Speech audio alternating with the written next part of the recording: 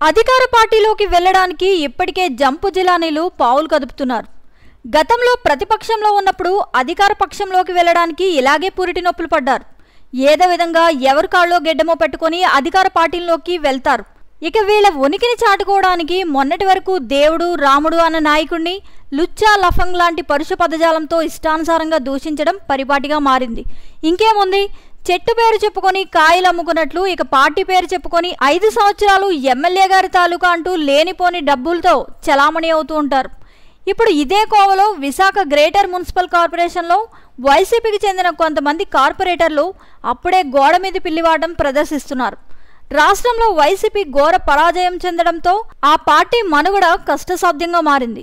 జీవీఎంసీలో వైసీపీకి చెందిన మేయర్ను దింపే ప్రయత్నాలను తెలుగుదేశం పార్టీ అప్పుడే ప్రారంభించింది.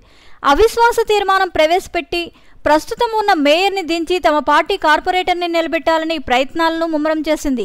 ఈ నేపథ్యంలో వైసీపీ నుంచి బయటకు రావడానికి సిద్ధంగా ఉన్న సుమారు 30 నుంచి 40 మంది కార్పొరేటర్లు తెలుగుదేశం, జనసేన, బీజేపీలోకి చేరడానికి సంసిద్ధంగా ఉన్నట్లు తెలిసింది.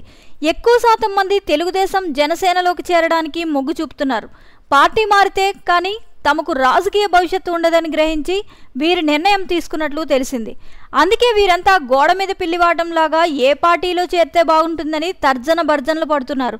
వీరందరినీ తెలుగుదేశం పార్టీ స్థానిక నాయకులు తమ వైపు తిప్పుకునే ప్రయత్నాలు చేస్తున్నారని చెప్పాలి. మేయర్పై అవిశ్వాస తీర్మానం ప్రవేశపెట్టడానికి వీరందరి మద్దతు అవసరం.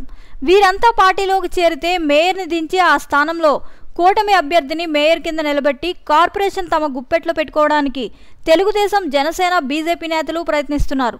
ప్రస్తుతం జీవీఎంసీలో కార్పొరేటర్ల జంపింగ్ 1-2 రోజుల్లో ప్రారంభం కానుట్లుగా తెలుస్తోంది.